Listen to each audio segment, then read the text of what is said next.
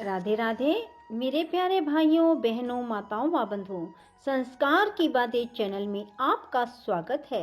बंधुओं, आज मैं आपके लिए लेकर आई हूँ छठे दिन सुनी जाने वाली दशा माता की कथा।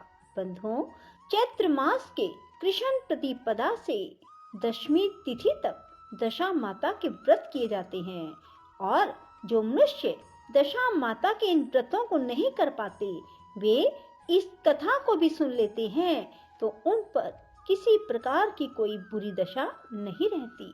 बंधुओं, यदि आपने अब तक संस्कार की बातें चैनल को सब्सक्राइब नहीं किया तो जरूर करें और बेल आइकन दबाना ना भूलें ताकि आपको हमारी आने वाली सभी वीडियोस की जानकारी सबसे पहले हो सके। बंधुओं, वीडियो को पूरी सुनने के बाद कमेंट बॉक्स में जय दशा माता जरूर लिखें। बोलो दशा माता की जय हो। एक राजा था, उसकी रानी कोमल अंगी थी। वह फूलों की शैया पर सोया करती थी। एक दिन फूलों के साथ कच्ची कली भी आ गई। कच्ची कली के कारण उसे रात को नींद नहीं आई। वह करवटें बदलती रही। राजा ने पूछा, प्रिय, आज क्या बात है जो तुम्हें नींद नहीं आ रही है? रानी ने बताया, आज फूलों में एक कच्ची कली आ गई। वह मेरे शरीर में चुभ रही है, इसी कारण मुझे नींद नहीं आ रही। राजा के शयन कक्ष में एक दीपक जल रहा था जिसे ज्योति स्वरूप कहते थे। ज्योति स्वरूप रानी की बात सुनकर हंसा। राजा ने हाथ जोड़कर उससे हंसने का कारण पूछा। ज्योति स्वरूप ने बताया, अभी तो रानी को कच्ची कली के कारण इतनी तकलीफ हो रही है। कल सवेरा होने पर जब रानी का सिर का बोझा ढोना पड़ेगा तब उनकी क्या गत बनेगी? राजा ने पूछा, क्या मेरे जीवित रहते ऐसा संभव है? तब दीपक ज्योति स्वरूप ने उत्तर दिया, हाँ संभव है, तुम्हारे जीते जी संभव है। ज्योति स्वरूप की बात सुनकर राजा ने मन में सोचा कि देववाणी कभी असत्य नहीं होती। होनी को कौन टाल सकता है? रानी को अवश्य बोझा ढोना पड़ेगा, परंतु यह तो हो सकता है कि यदि मैं इसे एक संदूक में बैठाकर समुद्र में बहा दूं तो संभव है कि यह बोझा ढोने से बच जाए, क्योंकि समुद्र में डूब जाने पर बोझा ढोने से बच जाएगी। राजा ने उसी समय रानी से कहा, चलो मैं तुम्हारे मायके में छोड़ आऊं, कुछ दिन तुम वहीं पर रहना। रानी बोली, परंतु महाराज, मेरे मायके में तो कोई भी नहीं है, मैं वहां किसके पास रहूंगी? राजा ने कहा, तुम्हारे गोत्रज संबंधी वहां बहुत अच्छी दशा में है, मैं उन्हीं के पास तुम्हें भेज देता हूँ। रानी ने राजा की बात मान ली। रानी ने बहुमूल्य आभूषण और कीमती वस्त्र धारण किए। तब राजा ने रानी को संदूक में बिठाकर नदी में बहा दिया। वह नदी समुद्र में ऐसी जगह मिलती थी जहां पर राजा के बहनोई का राज्य था। समुद्र से मोती निकालने का ठेका राजा के बहनोई के पास था। वह संदूक बहता बहता जब राजा के बहनोई के इलाके में पहुंचा तो उसने मल्लाहों को आज्ञा देकर संदूक को समुद्र से बाहर निकलवा लिया। संदूक को उसने अपने महल के शयन कक्ष में भिजवा दिया और आदेश दिया कि मेरे पहुंचने तक इसे कोई ना खोले। राजा का बहनोई, जो उस जगह का स्वयं राजा था, उसके शयन कक्ष में संदूक के पहुंचते ही रानी को पता चला कि इस संदूक को राजा ने समुद्र में पाया है, तो वह फौरन शयन कक्ष में आई। उसने पहरेदारों को हट जाने को कहा। रानी ने संदूक को खोल लिया। उसे संदूक के अंदर 16 श्रृंगार की एक स्वर्ग सुंदरी मिली। रानी ने अपने मन में सोचा, यदि राजा इसको इस दशा में देखेंगे तो इसके ही हो जाएंगे और मुझे छोड़ देंगे। इसलिए उसने उस रानी के सब जेवर कपड़े उतारकर उसे फटे पुराने कपड़े पहना दिए और संदूक में बंद कर दिया।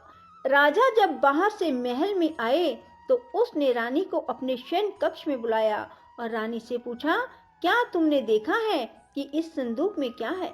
रानी ने उत्तर दिया, मैंने कुछ नहीं देखा, मुझे नहीं पता इस संदूक में क्या है। राजा ने रानी के सामने संदूक खुलवाया तो उसे संदूक के अंदर फटे पुराने कपड़े पहने एक स्त्री दिखाई दी जो भिखारन सी लग रही थी। रानी ने कहा, यह कोई भिखारन लग रही है, इसको कारखाने में भिजवा दिया जाए, वहां लकड़ी ढोकर अपना जीवन निर्वाह करती रहेगी। राजा ने रानी के कहे अनुसार उसे कारखाने में भिजवा दिया। एक दिन रानी की सहेलियां नदी में स्नान करके दशा माता का डोरा ले रही थी। उनके पास एक डोरा रह गया। वे यह सोच रही थी कि इस डोरे को किसे दिया जाए कि उसी समय लकड़ी ढोने वाली रानी वहां आ गई। उन्होंने उसे रोक कर पूछा, बहन, हमारे साथ दशा माता का एक डोरा ले लो। रानी ने कहा, मुझे डोरा लेने में कोई हर्ज नहीं, मुझे तो खाना नहीं मिलता, मैं इस डोरे की पूजा कैसे करूंगी। मैं बोली कि तुम इस बात की चिंता मत करो, हम हर रोज इस जगह स्नान करने आया करेंगी। 9 दिन तक हम यहाँ पर कथा कहेंगी, तुम भी रोज आकर कथा में शामिल हो जाया करना। 10वें दिन पूजा होगी, तब तक दशा माता चाहेंगी तो तुम्हारी दशा बदल जाएगी। रानी ने दशा माता का ध्यान कर डोरा ले लिया। उसी दिन रानी के पति राजा को यह चिंता हुई। रानी को संदूक में बंद करके बहा तो दिया था, परंतु पता नहीं उसका क्या हाल होगा।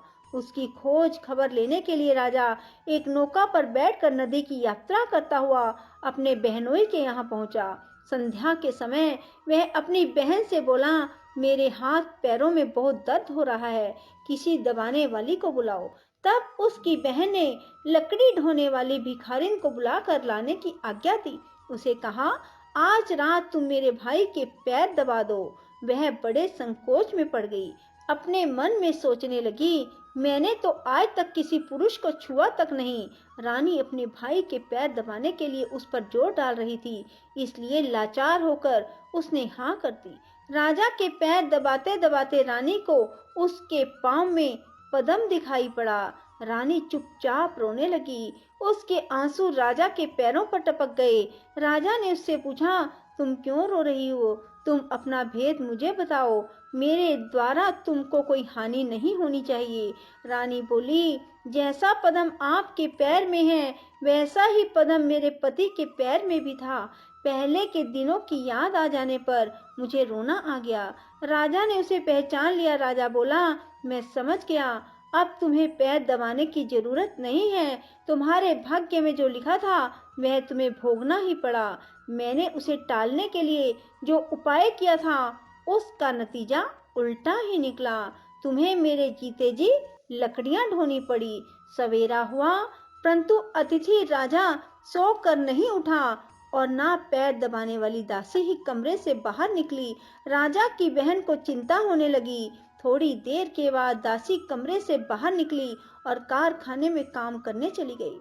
रानी ने कमरे में जाकर अपने भाई को जगाया। उसका भाई बोला, मेरी तबीयत ठीक नहीं है, मेरा सिर दर्द कर रहा है, मैं अभी आराम करना चाहता हूँ, मेरा मन भी बड़ा व्याकुल हो रहा है। रानी ने पूछा, आखिर क्या बात है, कुछ तो बताओ।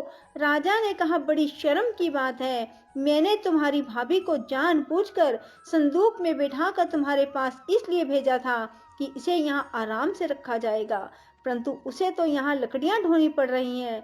उसके तुमने सारे गहने कपड़े उतार कर उसे रास्ते की भिखारिन बना दिया। उसकी बहन बोली, मैंने उसे नहीं पहचाना।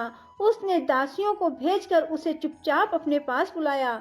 उसके आने पर बहन ने अपनी भाभी से माफी मांगी और उसके पैर पकड़ लिए। कुछ दिनों तक राजा अपने बहनोई बहन के रहकर रानी को साथ लेकर राजधानी में लौट आया।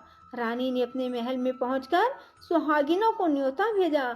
बड़े धूमधाम से दशा माता के डोरे की पूजा की और नगर में ढिंडोरा पिटवाया गया कि आज से अमीर गरीब सब दशा माता का डोरा लिया करें और श्रद्धा पूर्वक पूजा किया करें।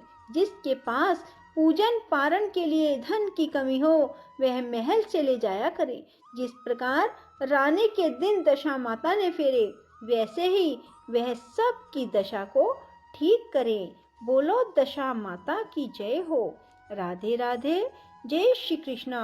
बंधुओं, यदि आपको हमारी वीडियो पसंद आए तो इसे लाइक करने के साथ साथ शेयर भी जरूर करें। धन्यवाद।